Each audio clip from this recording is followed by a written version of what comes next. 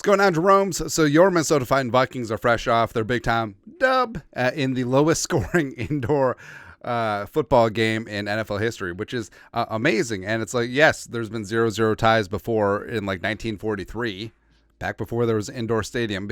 Hey, imagine if you had an indoor stadium back in the 40s. The people doing the Charleston, be like, what is this wizardry? Anyways, happy Monday. Time for a Vikings news dump. He sees you when you're pooping.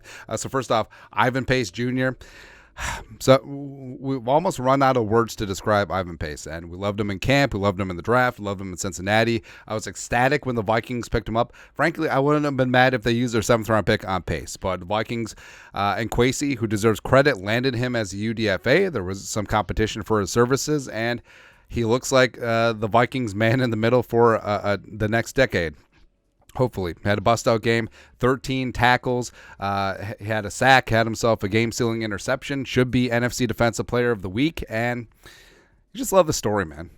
Just love it. We got that dog in him. Got that dog in us. Got this dog in that team. We will shut you out, and we'll only win by 3.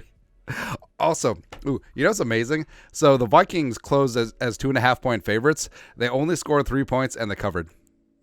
Good teams win, great teams cover. One of the big reasons why is Josh Metellus on defense. Frankly, Josh Metellus has turned himself into a Pro Bowl player, and it's really amazing, and it does show you the importance of coaching, because Josh Metellus, in the subsequent years before Brian Flores, he was a good player. He was a solid special teamer. He filled in solidly here or there at safety, and it's like, okay, he's a nice utility player, but Josh Metellus, frankly, is a top 3 player on defense right now, and he might not be 3. So it's amazing what the right scheme, the right coach, utilizing a player's talents and maximizing them, what they can do. And one of the graphs that went viral is all the positions that Metellus has played this year, basically as a joke around the Vikings defense. Strong safety, free safety, left corner, right corner, slot corner, left inside linebacker, right inside linebacker, middle linebacker, a left outside linebacker, right outside linebacker, right D end, and left defensive end. Oh, so no love for him at left defensive end. You don't trust him on the close side of the field against right tackles. Woo. Yeah, man. But versatility has been key, and Metellus should deserve some Pro Bowl love. Absolutely, he does. Someone that also deserves some love is TJ Hockenson. So he broke the Vikings record for a single season most receptions for a tight end. And what's interesting is, so he's got 4 games left. So yes, it is a 17-game season, but he broke this thing with plenty of room to spare. But also, you're looking back at the list, so don't have the graphic, but number 2 is Kyle Rudolph with 83 back in 2016. He had chemistry with Sling and Slammy Sleeves Bradford. Number 3 was Joe Sensor in 1981 with 79. Joe Sensor, and then he opened some sports bars, and then they closed. 4 and 5, Jermaine Wiggins. So Jermaine Wiggins had 71 in 04, 69 nice in 2005, and Steve Jordan is all the way down at 6. Where, yes, it was a completely different era, but Steve Jordan's career high was only 68 receptions back in 1985. But Steve Jordan's a bad dude. He's fantastic, man. And, yeah, different era. They definitely opened things up in the passing game now. Back then, back in the days, I mean, tight end was basically seen as a 6th offensive lineman. Everything was out of pro set, so you do have to put in context the numbers of Steve Jordan. But also, Jermaine Wiggins, the pride of Boston College, Baston. I love it, man. Someone I also love is Brian Flores. Speaking of Boston College, that's a smooth segue. Both of them are Eagles alums. But Brian Flores and the defense has done phenomenal things. Like we mentioned yesterday, 1 touchdown in 12 quarters of football. And Will Ragg at Sports Illustrated points out the Vikings defense has allowed 1 touchdown and forced 6 takeaways in its last 33 real series. So he lopped off end of half, end of game drives. And what's even more impressive about this is that the offense has been inert. So the offense has turned the ball over. They haven't sustained drives. They've put the Vikings defense, their ass in the jackpot in terms of time of possession. So the defense is not getting rest, bad field position, as well as turnover. So even worse field position. So it's amazing. Keep Brian Flores. I want Brian Flores to get a head coaching job. And there's going to be probably 8, 9, 10 openings. I mean, there's going to be a lot of turnover in the league, pun intended. But if you just stuck around for another year, go ahead. Or, I don't know, Maybe Kevin O'Connell wants to like retire and get into broadcasting like John Madden retired really quick. So then Brian Flores just steps up to head coach. Woo, take it, man. We'll take it. But he's always used to not having an offense anyway, so it doesn't really change things. Also, something that doesn't really change is the Vikings' injury luck this year. It stinks, and next man up, but it still hurts, man. But some updates from Vikings fan page per Kevin O'Connell. Jefferson, internal chest injury. He traveled home with the team, and there's optimism that he will play on Saturday, short week. O'Neal was in a walking boot, but it's a left ankle sprain. Now, it's noteworthy because the left foot was the foot that he popped his Achilles. So there was concern right there that it was a re-aggravation, but it doesn't seem correlated. But we'll see if O'Neal will clear by Thursday. Madison also has an ankle sprain. You saw him on the sideline with the bike. He was trying to get back in. Ty Chandler closed things out. And Jalen Naylor. So Jalen Naylor delivered a shot to Amik Robertson of the Raiders, the pride of Louisiana Tech. But he's currently in concussion protocol, which kind of stinks because, I mean, Naylor, back home playing in Vegas, but it would have been nice. Well, would have been nice, man. Also nice is, so the Passionate, I'll always remember Passionate Mania because it basically was like Linsanity, and it basically was like Tebow Mania, but yeah. Anyways, Kevin O'Connell, of course, did not name his starting quarterback post-game, and Damian Zatani from Strib. It's going to be hard to justify going with anybody other than Nick Mullins after today, and that's fair.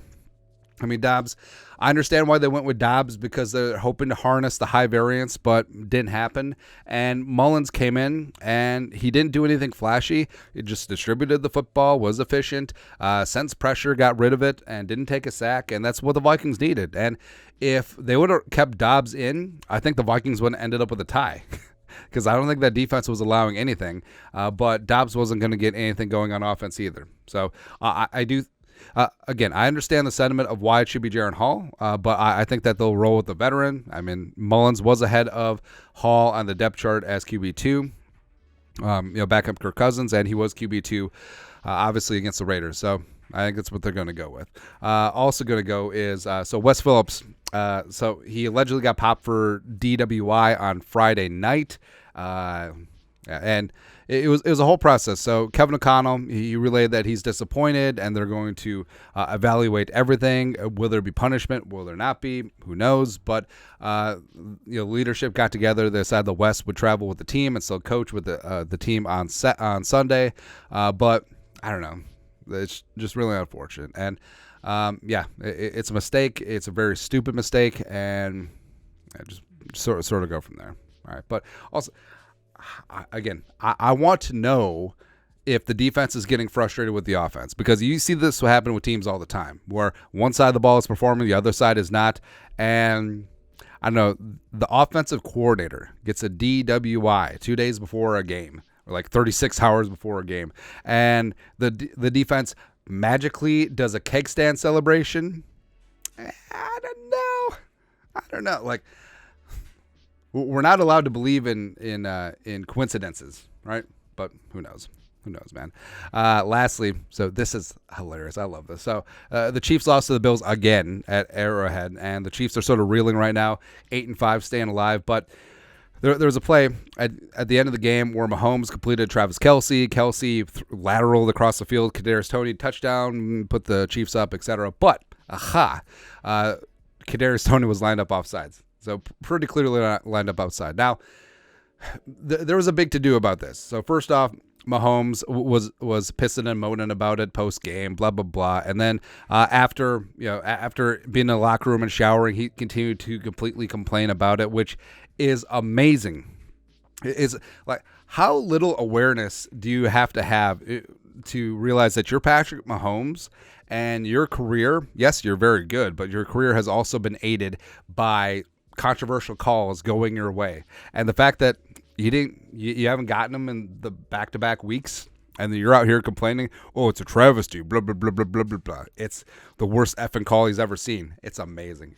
Now, Mahomes went back several times like, hey, you and Andy Reid too. Usually we get a warning when guys offside, but apparently the rules is you don't get a warning, especially when it's something this blatant. Where sometimes, like if a player is close or is a habitual line stepper, the ref will be like, "Hey, you got to watch it, or we're going to call it." That whole thing. And also, The receiver lining up on the line of scrimmage can check with the line judge and be like, hey, are we good? And they'll generally give you an indication if you're good or not. So I don't know, man. Like this is on Kadarius Toney, and I feel like Mahomes is completely just missing the point where he's trying to burn down a league where officiating has certainly benefited him and his team for years, but it's just crazy, man. Also, how does Patrick Mahomes become the least likable person in his family? It's crazy. It's crazy, man. But that's it. Vikings news dump on this beautiful Monday. Let us know your thoughts on our thoughts in the comment section below. Subscribe for daily Vikings takes. Want to support the work? I'm watching Master Commander, Far Side of the World. It's a shame that wasn't turned into a series because I thought it was really good. Anyways, you know what to do. Skull, production value.